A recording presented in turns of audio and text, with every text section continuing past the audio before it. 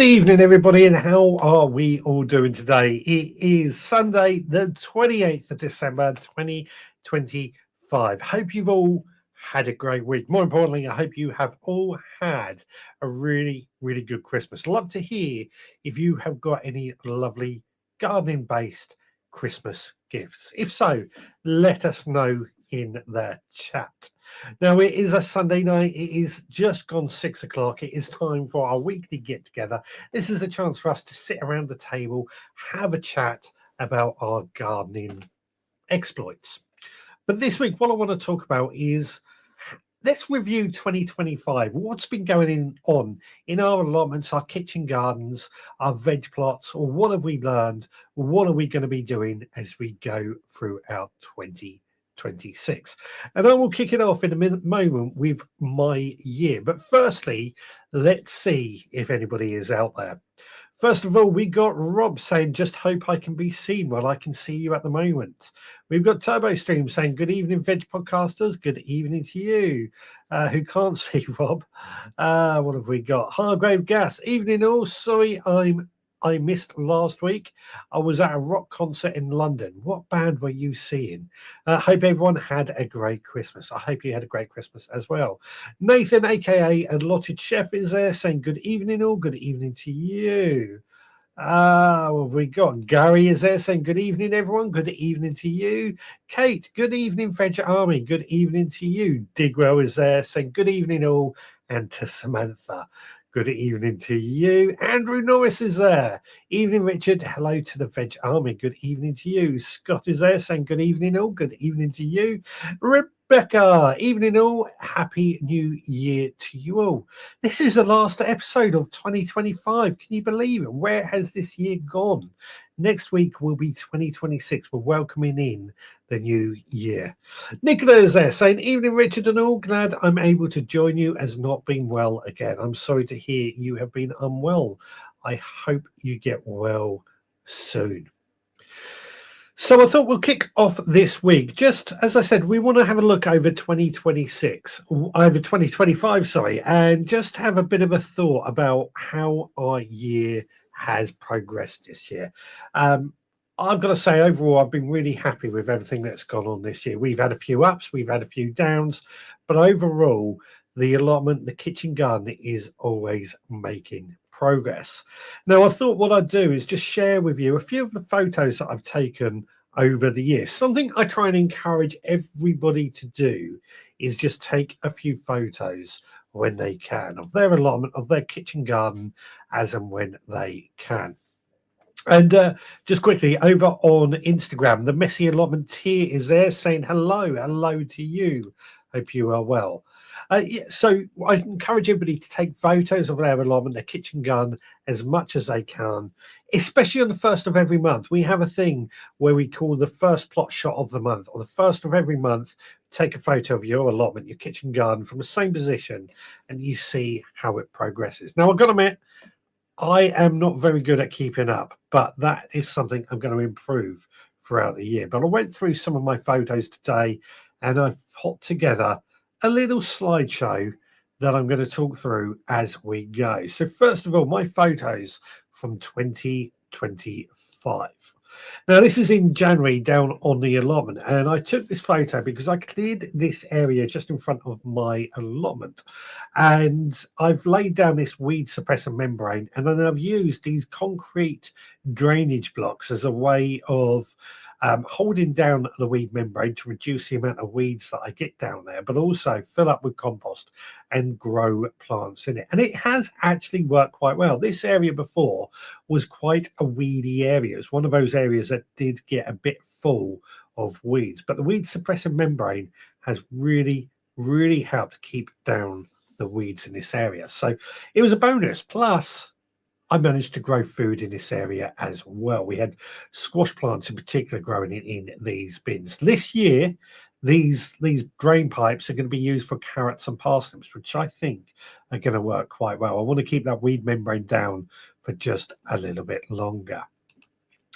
Now, in that same month, in January, I took this photo on the only day that we had snow. We very, very rarely get snow here in Littlehampton, but this year we got snow on one day, and I went down the allotment and I took this photo. The garlic was still growing through the snow, as was all the weeds and everything, but it just emphasised how tough our plants can really be, that they still go on to grow through snow. And in fact, I've got to say that this year we have had one of the best years for garlic that I've ever had. We've had um, a lot of good quality garlic that has stored really, really well, and we had really good big bulb out of it. So it was well worth growing our garlic like I've done every year. Now, this is a kale that I had growing at home. Again, kale, I know some people are going to be spitting feathers because they don't like kale, but I am a bit of a lover of kale. I quite like it. I think it deserves a place if it's the type of thing you eat. We do eat it, so it was, in my eyes, something that I felt we needed. It looks stunning, but it's not to everybody's taste. Into February, and of course, potatoes. We got our seed potatoes in and we put those in the greenhouse to get them chitting. Now, again, potatoes have been a really good result this year. I bought 6 different varieties of seed potatoes. I've seen seed potatoes are for sale already in garden centres and online. So I'm in two minds about whether we're going to buy any or where we're going to buy any from. But yeah, we had really good potatoes. I grew my usual first earlies, second earlies, and main crops. And what I did differently this year is I grew them on the allotment. I grew them in the ground, but I used a lot of straw as a mulch to really allow those potatoes to grow under the mulch. They grew up. They did really well. We have had another real big surprise for us this year is just how good the potatoes we've got has, especially considering how dry this year has been. But we got, again, nice big potatoes, lots of them. Even the main crops we did really well. The only negative I found is that rats had seemed to eat a lot of our potatoes this year when they were still in the ground, which is a little bit unusual. But I think that is down to the fact it's been so dry. I also, now this when I found this photo, it reminded me of something that happened at this time of year, because this propagator I bought from Homebase as it was closing. It was in a discount at time, and I bought it with the view that it was going to help. Well, I've got lots and lots of seedlings at this point and nowhere for them to go. So I was hoping this was just going to help expand my area. But what got me about this photo is when I took this photo, I was at my old company, well, no, actually I'd left by this point, but I remember going to Homebase. I bought this because it was in the bargain, and I saw a sofa bed. The day I left my company that I worked at the time, the day I walked out, we went back to Homebase and bought a sofa bed. And this is what this photo reminded me of. So again, it's amazing what goes on when you see these photos and how it affects our lives. And these daffodils were on the allotment. They seem to grow forever down there. They were tiny little things. I hadn't planted them. I don't know how they got there, but they were growing alongside one of my wooden beds. And I just love seeing them every time I visited the allotment. I was sort of didn't cut the grass in the area because I just needed to be a bit careful. These daffodils just seem to brighten up the place and look stunning. So very happy with that, to say the least. Now we're going into March, and this is a tomato plant, the same tomato plant that you'll see growing behind me. That is the same tomato plant. Here it was just 2 months old. The variety is Mini Bell. It's a very young variety, but it surprised me. It's obviously grown in our hydroponics kit. It surprised me just how well grown this mini tomato in hydroponics did prove. We got lots of tomatoes out of it. They may be small little tomatoes, but they were tomatoes nonetheless, and they continue to produce to this day. So I'm starting to get a bit more into hydroponics now, and I was quite happy with that. This is one of the things that I didn't really know why I took this photo. Actually, obviously this is basil, but then I realised that I took this photo because we had a lot of plants growing, a lot of young seedlings, and this was basil that we got growing off. Here we were in March, and we had all this food growing, basil, which smelt delicious. We were making pestos, trying to use it all up, but we were off to a really, really strong start. And this was exemplified with all these young chili plants. I start my chilies off December, January, and by March, they were already potted up. They were large. They weren't quite ready to go outside. It was too cold, but they were off to a really, really strong start.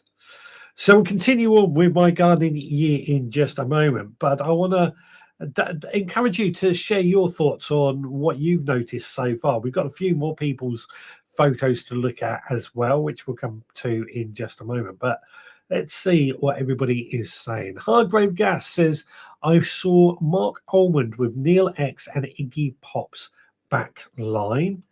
I'm not Iggy Pop. I recognise that name, but I'm not familiar with the rest. Spurs have gone 2-up against Palace, apparently. TurboStream says, I was pleased with my harvests this year, despite the dry weather this year. My freezer is well stocked with produce. Excellent.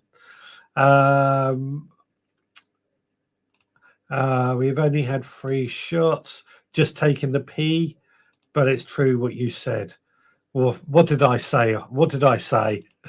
Is it too late to plant garlic, says Rob? No, it's not. You can plant it as late as March. I've even known to plant it as late as May, but March you can plant it. It may not get as big, but traditionally it was always sown on the shortest day to be harvested on the longest day. I tend to get mine in early, and because the weather's changed so much, I find that I get it in early and I get decent sized bulbs. But obviously, different climates, different situations, you can certainly plant it now. Idaho is joined. Welcome along. Lovely to see you. And Digwell says, no, I do most of mine in spring.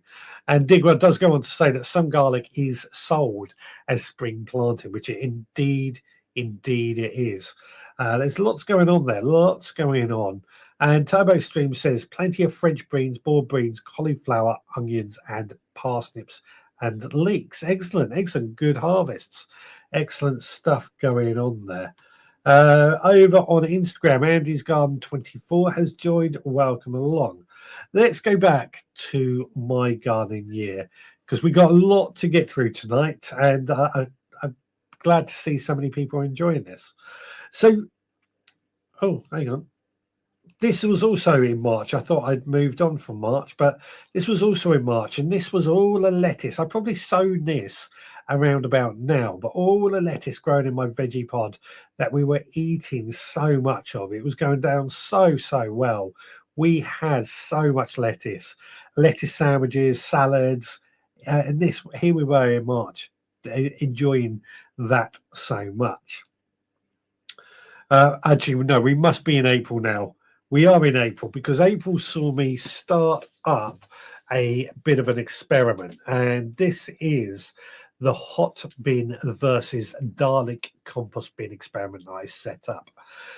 As you can tell, the one on the left is the Dalek compost bin and the one on the right is the hot bin compost bin. And what I did is I filled them up with equal amounts of compost material in order to see what performed the best. So every time we cut the grass, half of the grass went in the compost in the Dalek, the other half went in the hot bin. Now what I found is that the hot bin really did heat up a lot faster, but I put that down to the fact that it held onto the heat a little bit better. It locked in that heat and it produced 3 times as much compost compared to the Dalek compost bin throughout the year. So what I'm saying is that it was well worth the experiment. It was well worth if you are looking for a compost bin, looking at the hot bin composter as a way, especially in a garden, a way of producing a lot of compost quite quick. The other thing I say is that I feel the hot bin composter looks better in the garden. It doesn't look so garish compared to the Dalek compost bin. But it was a great experiment nonetheless, and it's certainly something that I'm continuing to play around with as we go on throughout the gardening years. Now, next to this, I also set up straw bale gardening. Now, I've got to admit, I'm going to give credit to Digwell for this, because when I've done straw bale gardening in the past, it didn't quite work as well as I had hoped. But Digwell and his YouTube channel steered me in the right direction, and I placed these straw bales alongside my fence in a shady part of the garden, but we planted squash and things like that into it, and it produced well. More importantly, is down on the allotment, I also had straw bale gardening going on down there, and it really did perform quite well. It put to use a lot of areas that were a bit behind on in terms of organic matter. I got this huge steel or corrugated iron bed, and I just used straw bale gardening and that, set it up, and produced a lot of chilies, peppers, aubergines and that. So it was well worth doing it. It's certainly something I'm going to be doing again throughout 2026 and into the future. If anybody in the audience has done a similar thing with straw bale gardening, let us know. Now we are getting into May now, and I took this photo in my greenhouse. As you can see, it's one of these mini bale tomato plants. I did sow a lot of these mini bale tomato plants in January just to get ahead, and I'm glad I did. The mini bales are not usually the best tomatoes, to be fair. They're normally quite a thick-skinned, but they actually performed quite well for me this year. And we got lots of tomatoes. As you can see, these are in the greenhouse, and they were already flowering. If you look at the top in May, so that was very good. And now also on this was our onions. These are down on the allotment, and they were again growing really well down on the allotment. Good amount of onions we got. They weren't quite ready by this point, but we harvested a lot when they were ready. We harvested all our onions. These were actually overwintered onions. So by this point, I was expecting them to start bolting, but actually we didn't get many onions bolt this year, which meant they could store up quite nicely. However, this year I'm growing more onions from seed, which is something that we do use a lot of, or is highly recommended, and hopefully it'll do well. And this was another bit of an experiment I set up as well. Excuse Roxy in the background. And what you'll see is these tomatoes have got these collars on them, these water collars, and they were growing in one of the beds. I've also got an olla pot in there. And the idea being we were going to compare to see how well the olla pot works compared to those with the rings. And actually, I got to admit, there was very little difference in this bed. I did squeeze the tomatoes in there, but they performed well, and they gave us all the tomatoes. Well,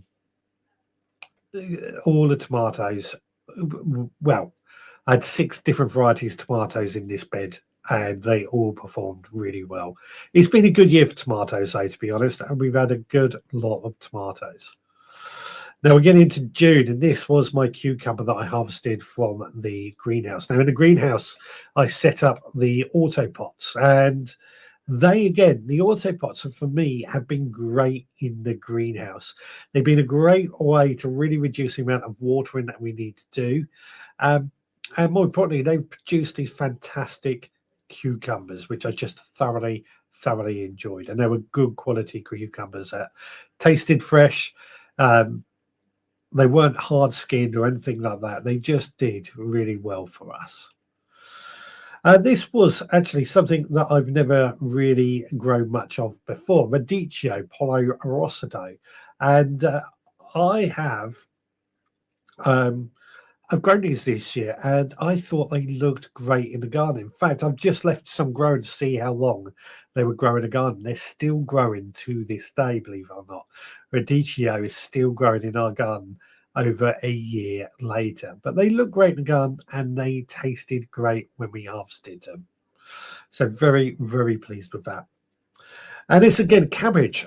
This is something that I have grown a lot of this year. Brassicas have been a bit of a hero this year, and I really wanted to go all out on cabbage. But things like brassicas, cabbages, cauliflowers, and stuff like that, I was very much trying to get into the routine of successional sowing, so that we always had cabbages or cauliflowers being harvested every single month.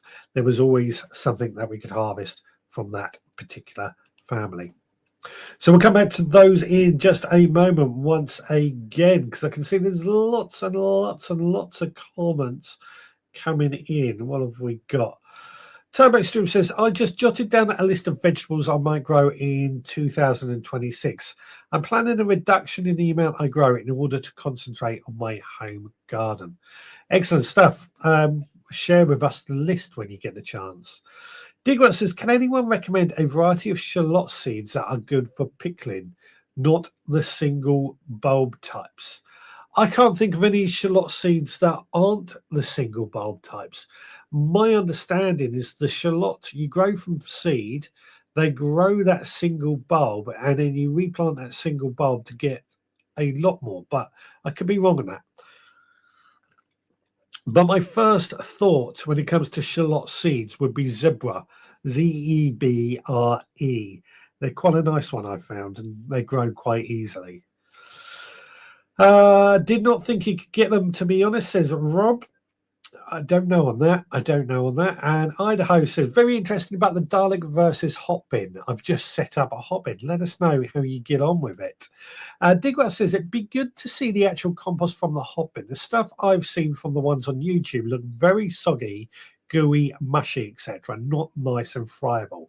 So I found with mine, I put 50% green material and 50% brown material, and it has the vents, and I also drain off the liquid feed, or the liquid that comes off it, quite regularly. So I actually found it not to be soggy gooey, but I think it is more about getting the balance right with your greens and browns and draining off the liquid that it collects in the bottom regularly in order to stop it, like a wormery. If it's got that moisture, it sucks it up. But if you drain off the liquid regularly, it allows better ventilation and keeps it from going soggy. That's my experience anyway. Idaho says, well, I'll be finding out. And Digwell says, I just want some clustering ones to save space. The singles tend to get big. Talking about the shallots there. Benny Cillian is joined late again, but I'm here now. Lovely to see you. Scott says, I'm looking forward to 2026. I want to concentrate on enjoyment more and less on yield. So more wildflower areas so I can spend more time growing food in a smaller area. You've got to enjoy it. I've always said the thing with an allotment or a kitchen garden, you have to enjoy it. Rebecca says, that's very interesting, Digwell, as I've found I've had to add an awful lot of cardboard to my hot bins, as that always seems wetter than my others. I have found you do need a lot of brown material. I've found shredded paper to be very good. I invested in a shredded paper, but obviously what I would do, what I've done differently in 2025 is I wasn't adding my chicken waste to it. If I was adding my chicken waste, then it will be fine. But it's got to be in like 50% and 50% equal parts. Idaho finds that useful. Digwell says, that is what I was thinking, looking at the mess some were producing. Yeah, it does tell you about in the instructions to use equal amounts. Adrian has joined. Hello, Adrian. Lovely to see you. Zabroon are no good for pickling. There we go. That's the only one I can think of that I've grown from seed. Ballycillian Digwell, I grow red sun shallots from sets for pickling. My list will be a few basic things: onion, beetroot, parsnips, beans, and lettuce. Probably not be grown brassicas, as I think they upset my stomach. There we go. Tomo Stream says there will be my usual red and blackcurrant, gooseberry, and rhubarb. Undecided on squash yet. And Digwas has been sorting my seeds today, trying to get down from my normal 220 varieties. It is difficult, isn't it, when you grow as much as we do, because we are so passionate. It is hard to not grow so many different varieties. I dread to think how many is in my fridge. There's a lot of them, is all I know. Anyway, let's go back to my slideshow. Now, July, I've shared this photo because it's something I've thought a lot about this year, is really encouraging birds and wildlife into my garden. And this was actually a mission from some of you. I put this bowl of water on top of my chicken coop for the birds to use as a bit of a bird bath. Very simple. Not difficult at all, but I've always encouraged wildlife into my garden and my allotment, but this year I've really felt the need to do it more, and I'm doing more things like adding bird baths, adding more houses, adding hedgehog houses. I've added a pond, and it's all to encourage this wildlife into the garden to really help look after my garden, look after those pests and things like that. And again, this is something I'm going to be doing throughout 2026, and something as simple as just a bowl of water will make all the difference. Now, also at this time, I had to clear the front garden. As you know, we've had many discussions about using the front garden for growing food, and I had all these pots out in the front of my house, which worked quite well, but we had our driveway replaced around this time, which meant all those pots had to come round to the back and be looked after. Unfortunately, the driveway really took it out of me. It seemed to go on for weeks because it was just problem after problem after problem. But it got done in the end, and it looks fantastic for it. But it just proved to me, and seeing it like this, how many plants we were growing in pots.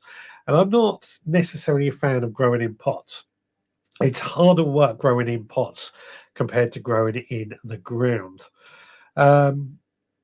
So I am trying to move away from pots, and there's easy ways of looking after them, such as the autopot system. But it's difficult. It is difficult at the same time. Are you growing in pots? How do you feel on growing things in pots? One of the other things, this is the other pot that I mentioned earlier, as you can see, but all around it was these nasturtiums. This again was something that I noticed this year. Down on the allotment, I didn't actually get any nasturtiums in the ground, and the brassicas particularly seem to suffer a lot more from cabbage white butterfly. At home, we had nasturtiums that basically self-seeded. They grew from seeds that were left in the ground, and they took over. They grew huge, but we didn't get any cabbage white butterflies on my cabbages, on my brassicas here at home. So this is companion planting in a nutshell, and nasturtiums for me are a fantastic companion plant. They're edible, but they're a capture club. The cabbage white butterflies are more likely to eat and you can see some on this, the caterpillars. They're more likely to go to the nasturtiums than our own brassicas. So I don't normally get many problems with cabbage white butterflies, but this year was a bad year for it, and the nasturtiums really have shown their way on why we do it, why we need it. I also harvested all this vegetables in October. I've got to say, this year the harvests have been fantastic. Lots of tomatoes, lots of chilies, aubergines, turnips, broccoli.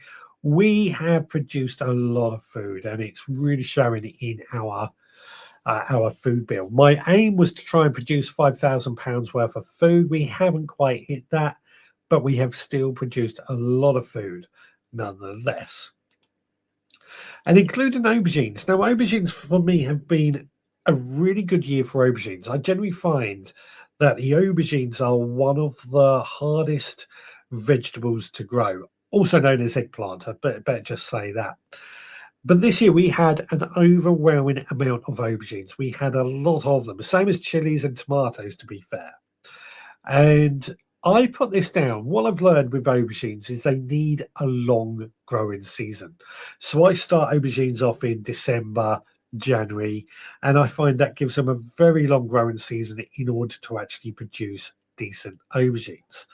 But not only that, when they are growing, they need to be somewhere warm. A south facing wall is ideal. These were actually in my greenhouse, but nonetheless, they did produce fantastically. We had a lot of aubergines this year, a lot of aubergines, which has been very welcome, very welcome. We want to do more next year, though. We really want to do more next year. I've also been, this is something that you guys set me, making more preserves and things like that I haven't ventured into as much lately. But this year we have done a lot more. This was piccalilli that you guys set me to create, and it's gone down really well. We love piccalilli. And at this time of year, you just can't beat it, can you? Piccalilli with a bit of cheese. Oh, lovely. Absolutely lovely. Now, I didn't have any photos for August or September for some reason. I think that's when my driveway was really taking it out of me. But November, I discovered and found that this buster seed tray, I set this up for peas. And I spoke to you guys about it. And you guys, some of you were a bit unsure about this type of seed tray. For me, I found it to be pretty good. I found that the compost held inside the pot, and when we pulled it out to take our peas out, it seemed to do quite well. That's my experience. Yours could, of course, be different, but I quite like these buster seed trays, I have to say. Now, this is the nasturtiums as well. I was talking about earlier. As you can see, they really have grown all over the garden. They really have taken up a lot of space, and they're almost getting too big at this point. Too big, but I couldn't complain because they were still doing a job. And as I said, they are still edible. They still look good. And ultimately, it's compost material when it eventually dies down. One of the other things that happened this year is we got 2 new chickens. And I was really, really happy when the first one started laying this beautiful blue egg, which we had some of these eggs today. Absolutely delicious. But the color of the shell and everything else just made them look amazing. And we really like that. Really, really like that. And then into December. So December, I headed over, and a bit of a tradition, a garden centre in the village I grew up in Pulborough. And they have a miniature railway around this, running around the garden centre, and they do these Christmas lights things on it. So we run down there, and we do it every year. We've also been to the tractor run that they held this year as well. That was it last week? I think it was actually last week. As soon as I finished, we ran out and there was a tractor run going on. So went and saw that. So as you know, I don't really do Christmas, but it was nice to get involved in these sort of things this year. Also, December is a good time, I find, for cleaning and tidying and sharpening all our tools, our hoes, our spades and everything like that, which just mean they are going to last a little bit longer throughout the growing season and do a bit better. And my final one here is all this thyme that I've been growing from seed. Now, most herbs we don't generally think of growing from seed, but I sowed a load of thyme seeds and I've got a lot of thyme from it. I'm pricking them out one by one, giving them a bit more space, but every time I go in my shed, I get hit with this lovely smell of thyme. And again, thyme is something we're going to be using a lot in 2026 because they are a great companion plant. That thyme is going to be planted in beds to act as a companion plant at the same time. So I've got a lot of thyme growing, and it just smells lovely whenever I go in my shed. So that is my year in photography. A few photos I've taken throughout the year. There's obviously a lot more to talk about than just that, but we're 35 minutes in. You can see there was a lot to go through. Digwell says, I'll go for some sets then. Thanks all. Or Golden Gourmet are good too. Nicholas says, I'm hoping to have my veg beds all up, ready to plant a new growing area, plus an extra 50 by 30 litre tubs, which I bought this November, using for moving soil from old beds so it can be rebuilt. Excellent stuff. Digwa says, and in 2025, the bees and wasps needed water too, so shallow dishes for them. Yeah, again, I've got lots of dishes scattered around my garden now for all these insects, for all this wildlife in various forms. And it's something I think we should encourage a bit more of, a lot more of. The host is very interested about nasturtium and cabbage white butterfly. It's definitely been something, we've talked about it, but it's definitely something that I've seen a lot this year. Ballycillian says, yes, seen distressed bees this year on a plot. I pot a shallow dish of water with a little sugar in it, and they went mad for it. Excellent, excellent. Digwa says, I'm giving up the fancier types of aubergine. The fruits are too small compared to the likes of Black Beauty. Yeah, I agree with you there. We did really well with aubergines, as I said, but next year I really want to do a lot more. They're a difficult one to grow, I think, aubergines, but we've learned a lot from it this year.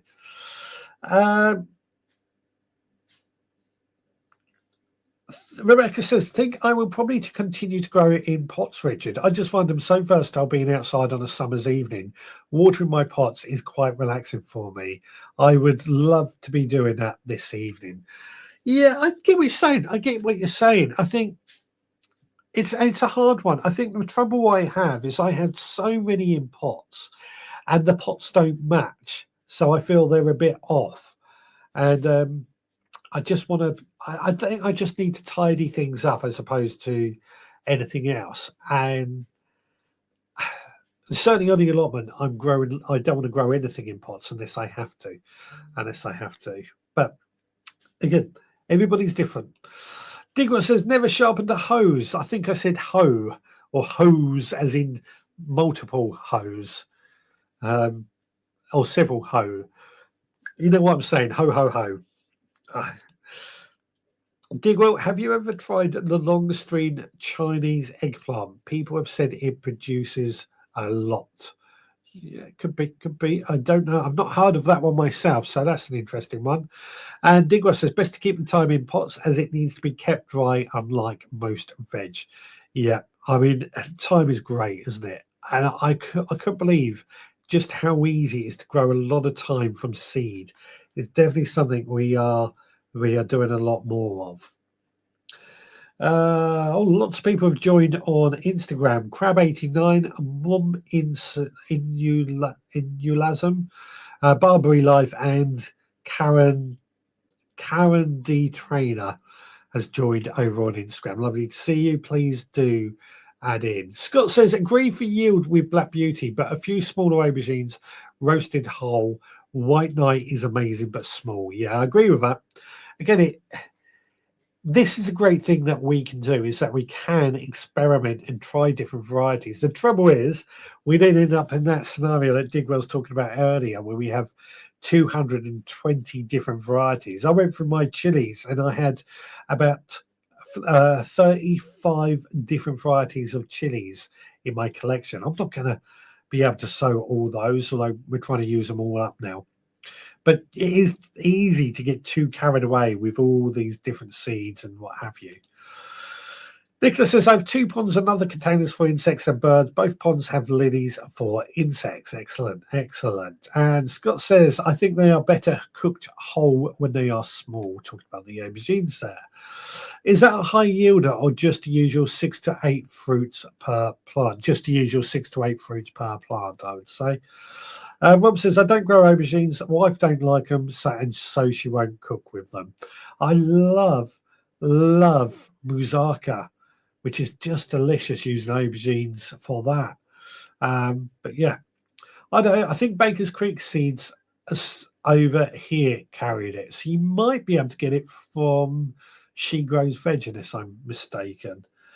So let's call up with all those comments. Now, I have been sent a little video from TurboStream that I want to play to you now. And it's basically his allotment throughout the year. Let's go have a look at that.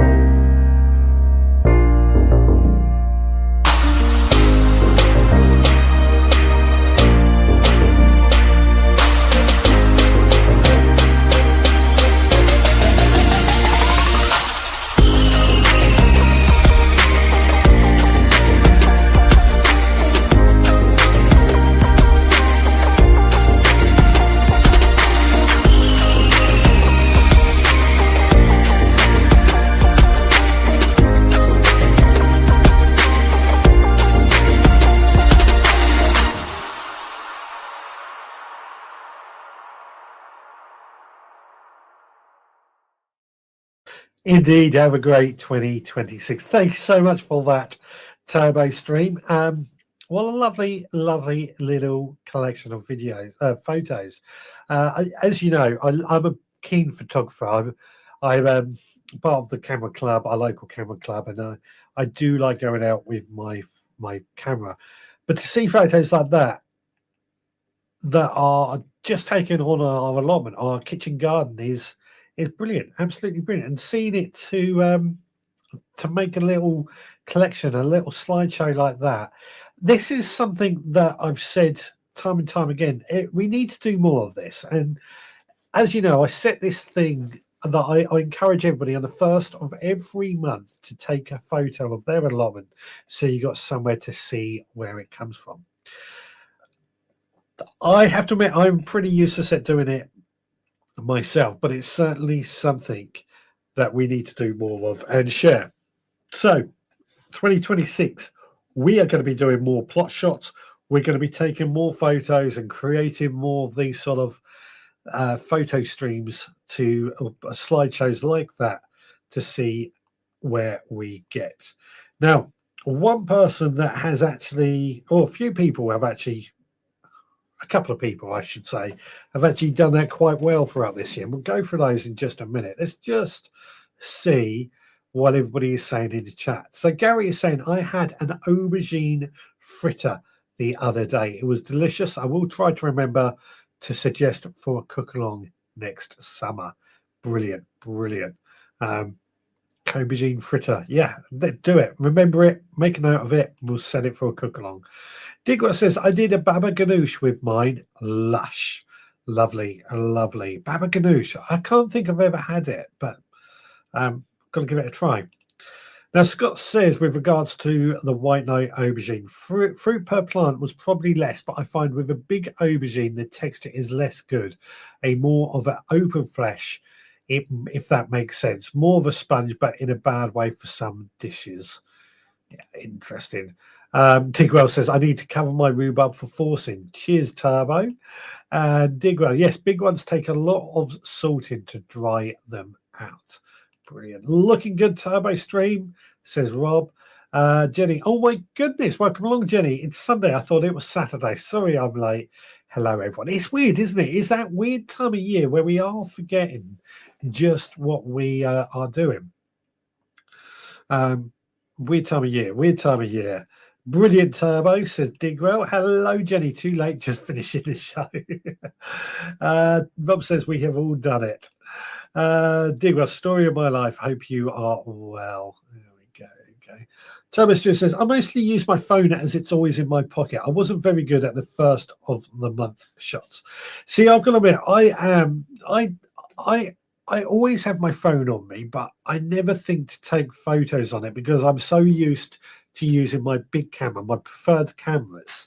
The difficulty I have, and it's actually not that difficult to sort out, is getting it off my phone onto my computer. It's so easy to do, but for me, my mind is always on the fact that I have I need my big camera. I need my big camera. Turbo Stew says, I bought a new camera, so maybe that'll be used in 2026. You never know. You never know. Digwa says, I'm the other way. I think it is Tuesday because of the 4-day weekend. It is confusing, isn't it, this time of year? Really confusing. Christmas. Nicola, some of those photos, Turbo, were stunning, could easily be on a calendar or in a frame. I have to say, I think they were stunning. They were good photos. Digwell says, is your PC not wireless? It's wired into, it's on the network. It's so easy to get them off. I know I could just go to, I've got an iPhone, so all I've got to do is go to iCloud and download them from there. It's just my mind is still, I've got to use my big camera. It's up here, not down actually doing the thing, if that makes sense. I've got to say, that does take some pretty good photos. Every day is the same. They all end in a Y, including, well, tomorrow doesn't, but yesterday does. Yeah. Turbo Stream says, looks like my plot is mostly flowers from those photos. Doesn't matter. Your plot is what you make of it, what you want to do with it, and that's all we really need to see. That's all we really want. Let's have a quick check on Instagram. Nothing going on over there. Even my Canon R6 can send wireless to my PC. Yeah, my cameras can. Everything can. It's just my workflow, I guess you could say, is I still very much am like, get my camera, connect it, take the photos, put it into a file. I just can't seem to do it with my phone. It's my workflow that's the problem, not the actual technology, if that makes sense. Right. What should we do first? So I'll tell you what, let's have a look at Digwell's old plot. I think I've got this right. These are some photos he sent to me for his old plot throughout 2026. I don't know if I've got these in the right order, to be honest. I sort of pop them in the way they came to me. And I'm guessing it's not in order by that first one straight away, but this is his plot, full of luscious green growth, lots going on. Looks like there's lots of plants. Looks like quite crammed in there as well. Perhaps, Digwell, you could tell us a bit more as we go on through these photos, but lots crammed in there. This, I can't remember the number of this plot, but it's his old plot. This is very, I don't know if it's taken a different time, but it looks very similar. But again, there's just so much growth going on. And as we continue on, even more, the photo names for the month taken, he says. I'm just seeing that. The photo names for the month taken. It came up with numbers. It didn't come up with photo names. That's what threw me. It came up with I127643 JPG type thing. But yeah, hopefully I've got these in the right order. I don't think I have on this one. Again, it's just a lovely looking plot, isn't it? The sun is obviously shining in this one, and there's just so much green growth going on that I love seeing it. Overhead shot from a drone also looks great. Again, straw bales. I mentioned straw bale gardening earlier. You can see there's lots of straw bales. I'm guessing this was probably at the beginning of the year then, when the straw bales were being set up. And here we go. This is probably towards the end of the year, I'm guessing. So good lot of photos. We got his new plot coming up a little bit later on. I guess we renamed them then. You sent them to me via Messenger on Facebook. So it could be that renamed them. But they were definitely a series of numbers. I'd love to see the photos of plots. Yeah. This is what I want to really encourage. I want to see more photos, more videos of people's plots, because it's good to see that I think we all appreciate it. Doesn't matter how good or bad it looks, but I think we all appreciate how hard it is to look after a plot, whether it's a kitchen garden or an allotment. And I think it encourages everyone. That's why I love seeing photos. And I think we all love seeing them. Digwell says, can't teach an old dog new tricks. Yeah, exactly that. That is my problem. I can't just, old dog new tricks. Yeah. Nicola, my plot was mainly brambles, nettles, and other weeds last year, Turbo. So don't worry. I've now got 1/3 of new beds built and paths. It all takes time. But methodical, have a plan, and you'll get through it. You will be fine. What have we got? Nicholas says, oh, yeah, talking about, Messenger. I guess Messenger must have renamed them or something. Thomas Drew says, nice looking plot, Digwell, as always. Rob says, I'm not into taking photos. It's a shame, but that's fine. Don't have to take photos. It's just something I want to encourage because I think people can get inspired, but we want to hear more stories then on things like that. Ballycillian says, great photos. Looks amazing, Digwell. So great stuff. Let's quick check over on Instagram. Nothing going on over there. Digwell says, yes, Messenger messed them up. Just checked. LOL. I knew I wasn't going crazy. I probably should have asked you to go through them with me had I thought about it. But we'll see if I've got it right on the new plot photos a little bit later on. So somebody else that has been sharing their photos on a monthly basis is the Chilies. They tend to take Kate. This Chili Kate, Chili Phil. They tend to take their photos on the first of every month. Let's make this a little bit bigger for everyone. The first of every month, and they put it in the Facebook group as a plot shot. I went through to find as many as I can. I am missing a few months, but never mind. We missed January, I'm afraid, but February, this is what it started with. A pretty, I want to say rundown plot. That's not quite the right word, but it's just, it's that time of year, isn't it, when everything looks barren and not much growth. But as we head on into April, unfortunately I couldn't find March, but April, you can see a dramatic change between the 2 months, isn't there?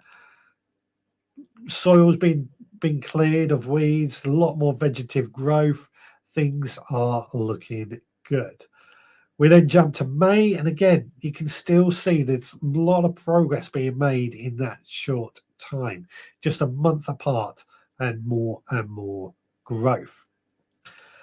June, and things are really starting to come alive here. A lot of growth going on. A lot of plants are now really well established and starting to take shape. I think that's when we get a lot of growth, though. That is when we get a lot of growth. July, and I think this is when we could start seeing that it was getting a very dry year, as you can tell by the grass, which isn't unusual at this time of year by July, but you can see all the plants are still holding on in there. I think the potatoes down the front are probably ready for harvesting at this point.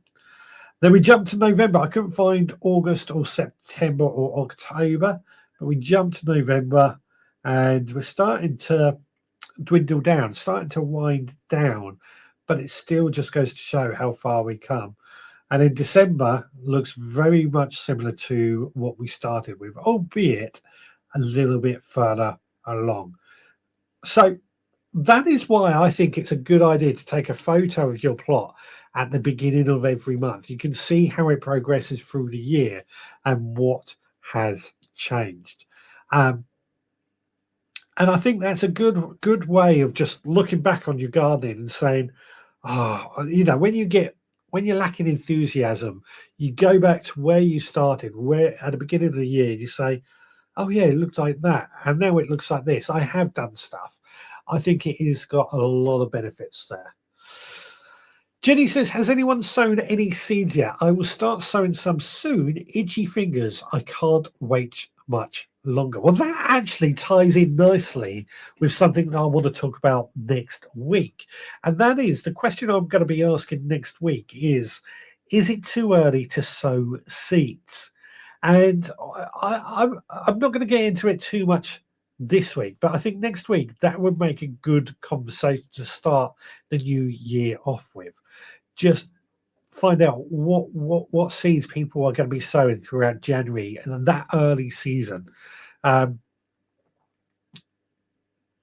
yeah, I think that's going to be a good conversation for next week. Idaho says not me. Digwell says only onions. Done my giant onions, peppers, and chili next week, says Rob. I will be sowing onions soon, Digwell. Digwell, poor little kid, has been there a few months. Jenny says, looks amazing. Great photos.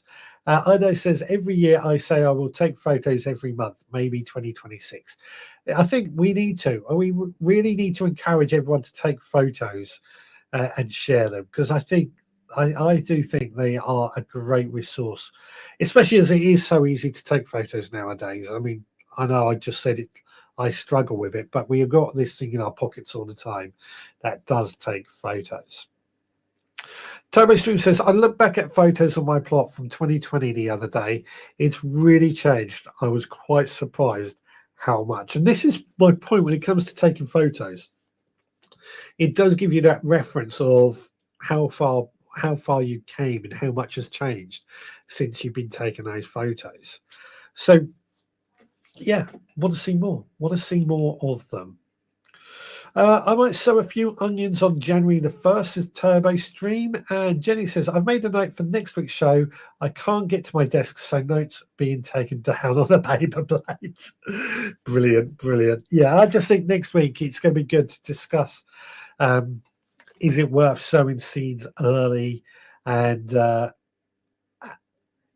what seeds will people be sowing early? I've got a list of seeds that I will be sowing, but I have to say I'm in a bit of a unique position. But we'll save that for next week.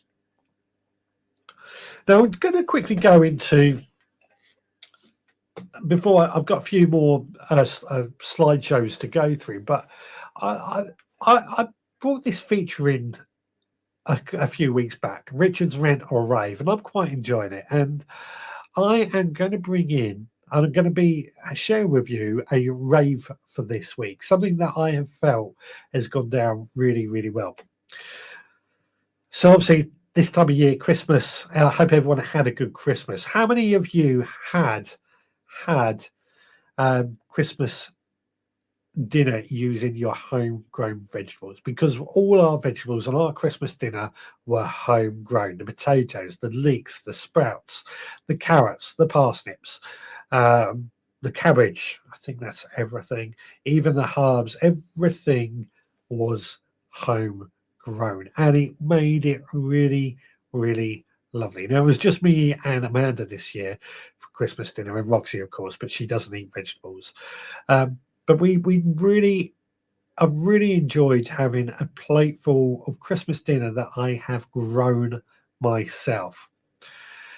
Obviously, next year we could have more family, more people around for Christmas, and I always aim to try and have as much homegrown veg on my Christmas dinner plate as possible. This year, potatoes, forgot to mention potatoes, quite a big part. This year was a massive success for that. Can we keep it up for next year? I certainly hope so. I certainly think we can. I am going to be dedicating probably a bed to growing the Christmas dinner again, something that I've said we've done before, but this year I really want to do it again.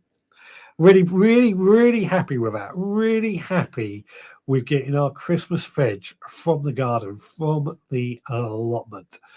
I do love it. I do love it when we can say we've done that, and it tastes so much better. I know those vegetables being sold in supermarkets for 5p a pack, and that's pretty damn cheap. Let's face it, that is pretty damn cheap. I think it's a bit of a loss leader for the supermarkets, but I don't think they'll taste as good as when we grow our own. So I'm going to encourage everybody to grow more of their own Christmas dinner. What have we got? What have we got? Jenny says, great way to start the year. Turbo talking about sowing onions on the January 1st. Turbo says he totally forgot on Boxing Day, Jenny. I actually sowed some on Boxing Day, some onion seeds, which are in my shed. I don't think they'll germinate just yet, but I'm going. There were a variety called Elisa Craig. I'm going to be sowing more of them because I really do want to grow lots of onions again this year. Flower seeds as well soon, says Rob. I'm getting itchy fingers. Didn't feel like it last year. That's a good sign, though. Good sign. If you're getting itchy fingers that you didn't feel last year, very good sign. Jenny says there's plenty of time, Turbo. Rob says carrots and spuds. Homegrown carrots and spuds. Brilliant, brilliant. And then Digrat says, but I had to buy a few, so I had enough for a few kilograms of bubble and squeak to freeze. Yummy bubble and squeak. A bubble and squeak yesterday. Love it, love it, love it. Gary says, Ari, homegrown Christmas dinner. Not me, and it made me sad. It's resolved me to try harder next year. Yeah, exactly right. It is so nice when we can have our own homegrown Christmas dinner. It has been a hard year this year, don't get me wrong. I think because it has been so dry, it has been a bit tricky, but we've done it. We've done it here. Parsnips were the one I was most worried about because they just didn't seem to grow until quite late, but we got away with it. Jenny says, get sowing, Nicola. It's the only cure for itchy fingers. Obviously, my Christmas veggies were the parsnips, swede, leek, and sprouts. We did do swede this year, actually. Something will change for next year.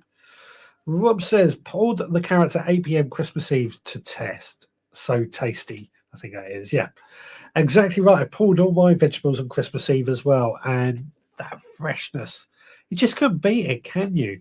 You just can't beat the taste of fresh vegetables. I normally sow onions in April in my seed bed, Jenny, says Turbo Stream.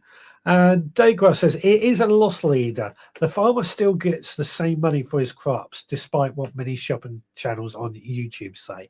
Yeah, that's my understanding as well. The farmers still get the same, and the supermarkets are taking a hit in order to get people through the door. But it's a difficult one that I found with these 5p vegetables, because I think it's great that they were selling them so cheap, and people who normally couldn't afford fresh vegetables could actually get some.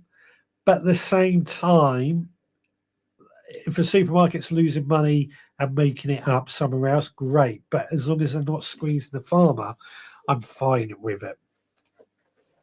Nicholas says, I didn't eat Christmas dinner or any meal. Ended up with a 999 out at 10 p.m. Was borderline for being taken in and put on a drip. Luckily, I looked after myself correctly. Still quite weak. Did a bit today. You okay, Nicola? I know you said you were unwell. That's pretty serious. Hope you are okay. Jenny says, I need to grow lots more banana shallots. Nowhere near enough this year. Funny enough, I've been thinking about shallots as well. I do grow shallots generally from sets, and I'm in two minds whether it's worth growing them from seed or sets this year. What do you think? What do you think? I'm thinking sets, but then I like to grow things from seed as well. Nicola, I'm glad you are recovering. Oh no, Nicola, I hope you're okay. Sending hugs, and I hope you are feeling better now. I did participate in a 5p veg this year, says Turbo Stream. Yeah. It's difficult. It's difficult. As I said, my only worry was would the farmers lose out, and it doesn't seem like they have. But I'm not in that field to say for certain. But yeah, and Digra says I bought 15p carrots and parsnips. No difference in taste to my own when honey roasted. I could tell the difference to mine. Well, I think I could actually. I haven't got anything to compare them to anymore. It's just nice to have my own homegrown vegetables, is all I say. Nicholas says, I spent several pounds on carrots. They are stored in several dustbins for the horses. Yeah, don't blame me. Don't blame you. I'm thinking seed for shallots. Has anybody done a comparison of seeds versus sets for shallots? I'm thinking we might have to do that one day. Right, let's go to Digwell's new plot. This is the slideshow we haven't had a look at just yet. And hopefully these are in the right order, but he can hopefully tell me. So first of all, I think this is a new plot he took on at the beginning of the year. And as you can see, it started off lots of grass, a lot of waste material by the looks of it that were just dumped on there. I don't know. Perhaps he can tell us a bit more of the story behind this.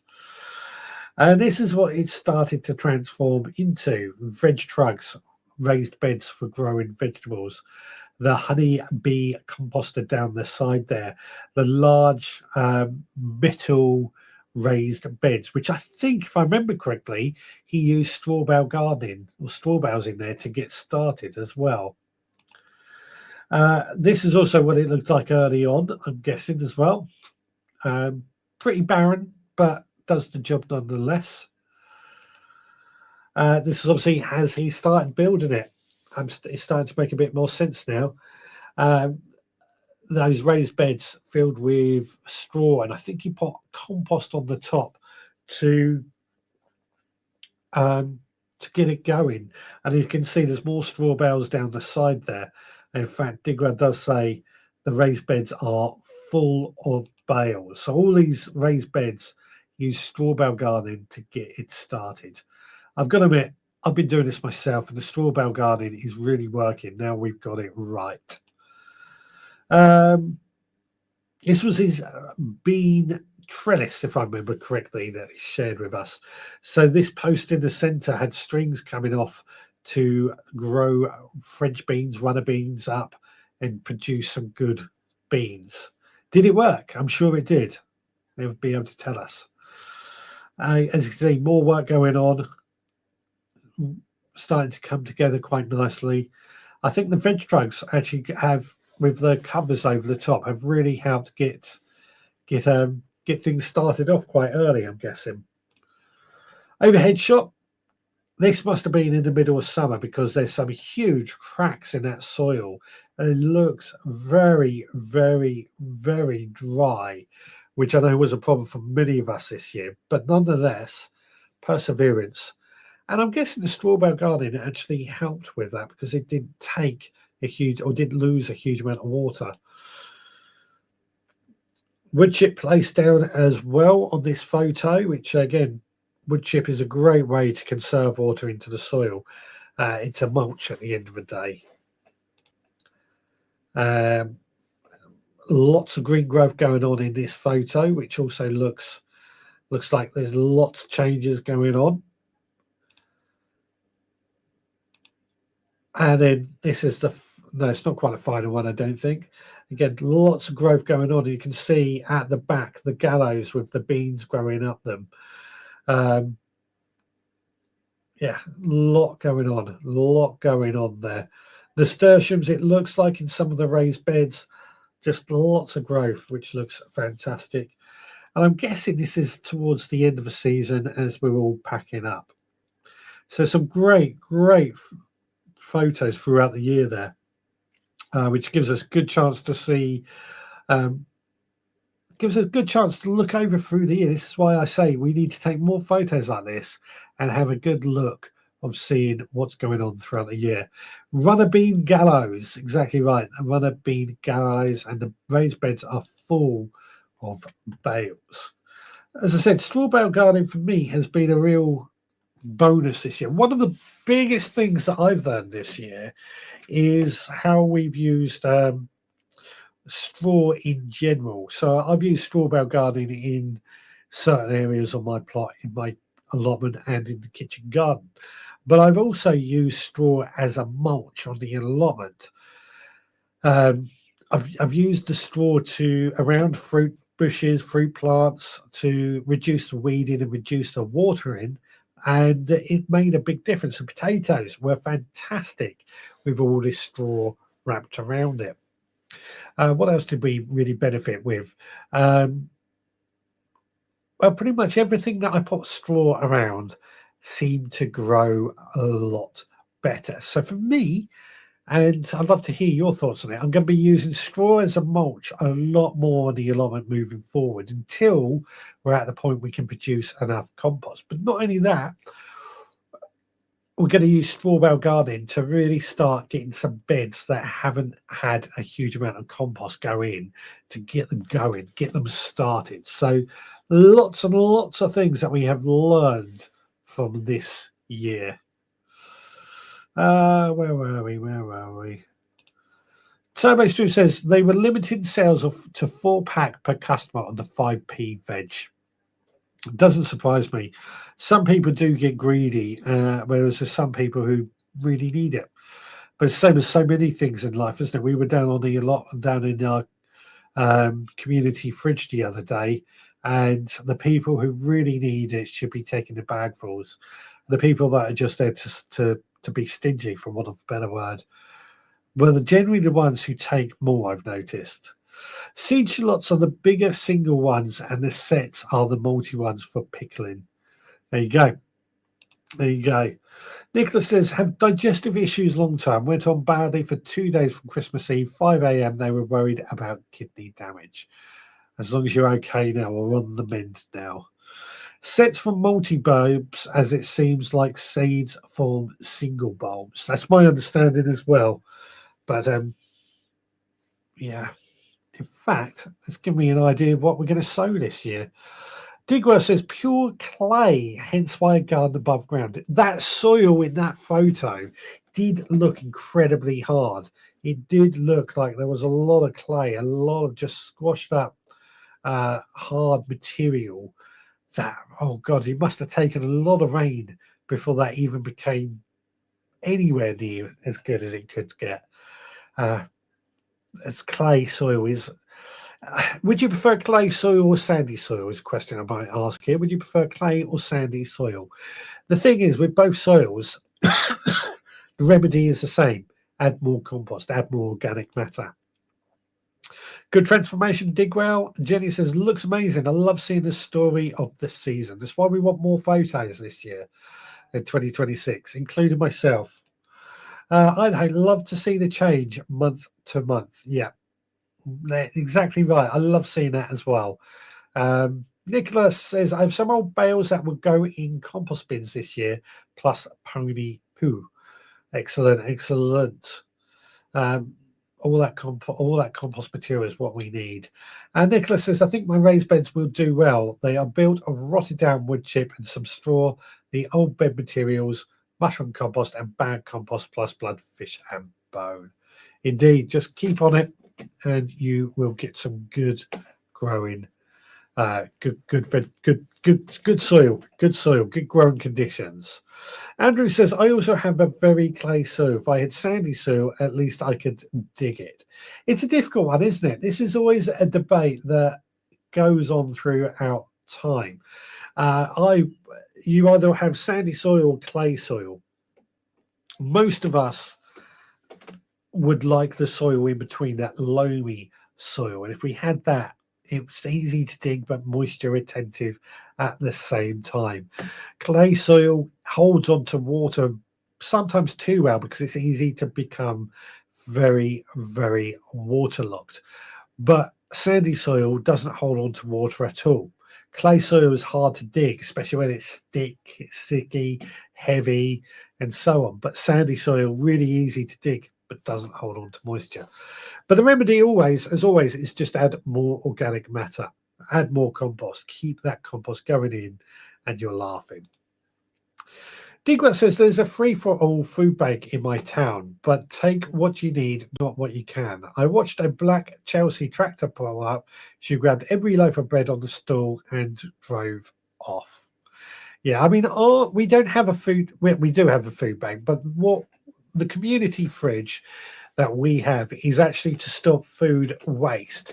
So they go around supermarkets and restaurants, and any food that is going to be thrown out that can still be used, they take and they give it away, although they do ask for donations. And we get a lot of chicken, we get a lot of good stuff from them.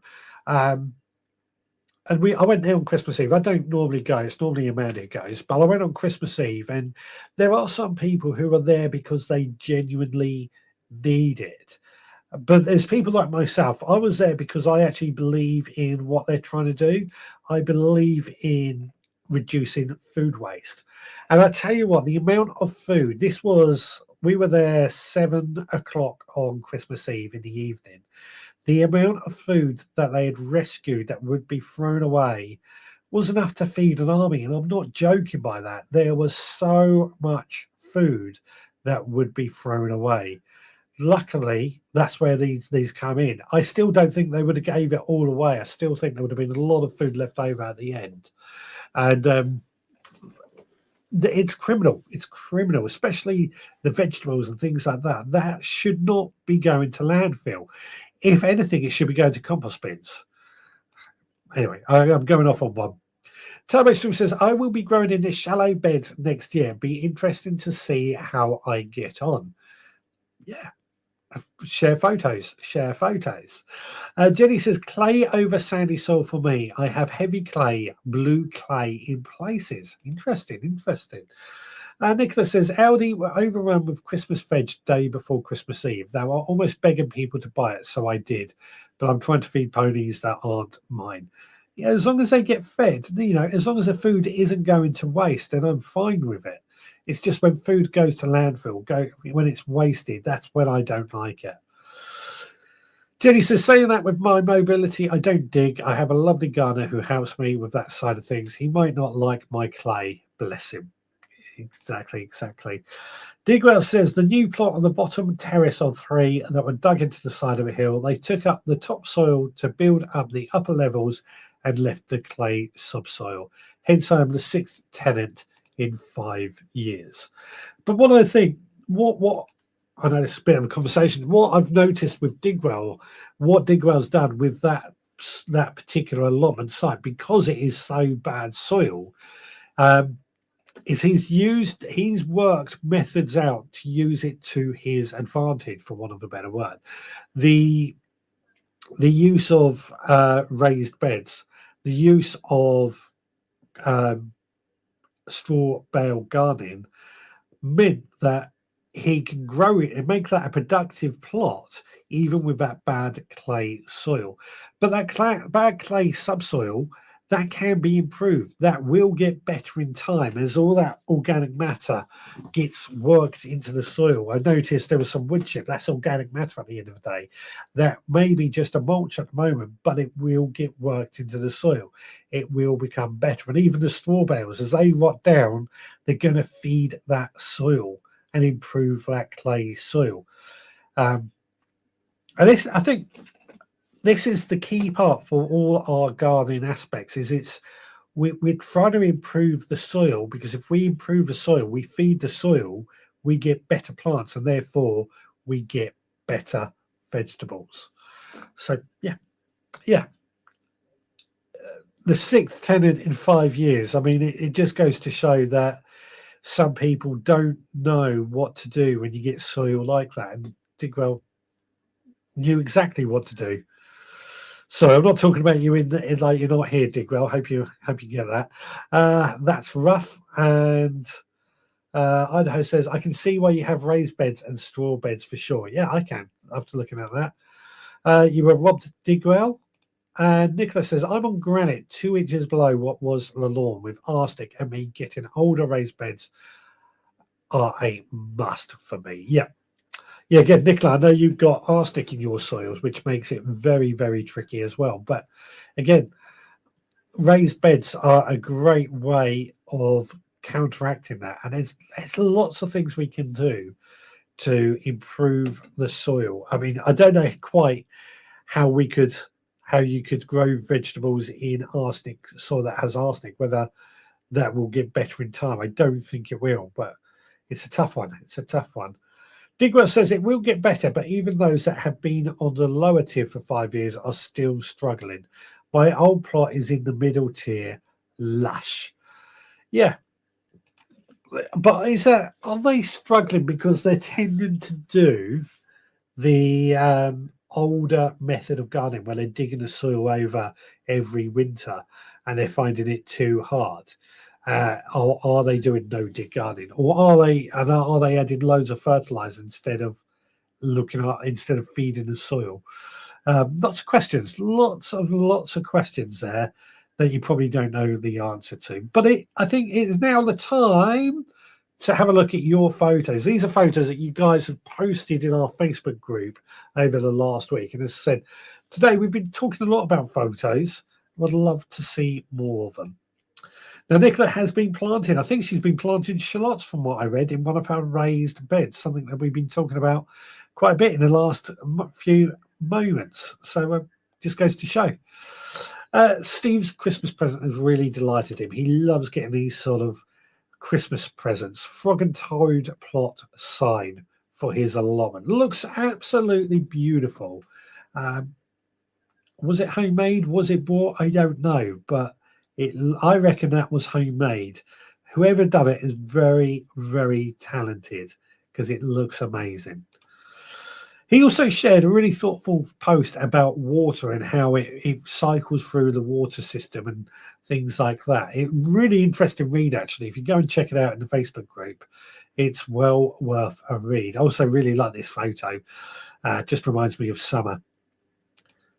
Now, Kate has got this Christmas present, which looks amazing. This is a gardener's Christmas present, isn't it? A trug with wheels. I've seen these at shows, and I've often thought about getting one, but it looks amazing. What a great Christmas present to receive. She's also shared day 25 of the She Grows Veg Advent Calendar was these carrots. These are huge, long carrots. Look stunning, don't they? Absolutely stunning.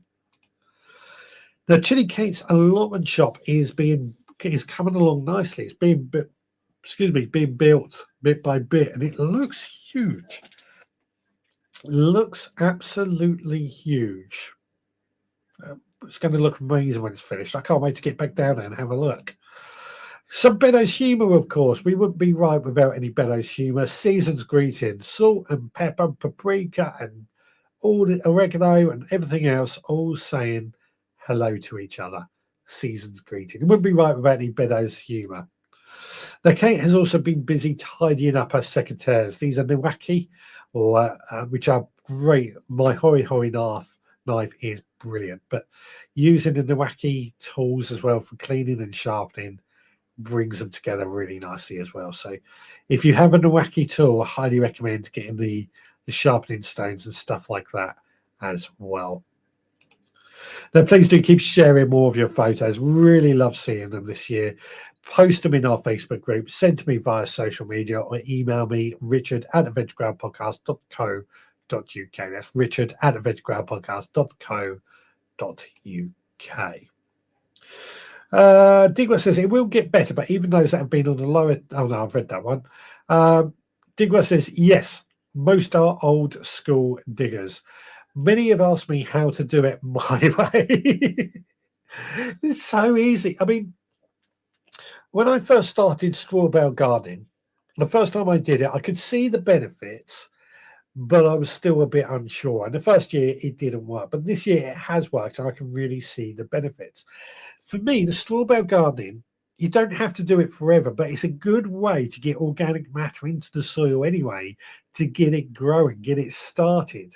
So if you are struggling, straw bale gardening is really genuinely the way to go. Turbo Stream says it's taken 5 seasons of adding leaves and compost to bring my soil up to scratch. I dug my parsnips up and it was lovely soil. Yep, it does take time. It does take a lot of compost. And the thing is, to produce a lot of compost on your allotment takes a lot of time and effort as well. It's not easy. It's not easy in the slightest. Nicholas says, I don't think it does get better arsenic, but farmers grow in Cornwall. Yeah. I wonder if it is other than, I mean, I don't know. I don't know. I was wondering if there are ways around it, but I guess the only way around it is your raised beds. Grandchildren dig well, and Digwell says, made by my ex-wife's 6th kid, a pseudo daughter to me. How lovely. How lovely indeed.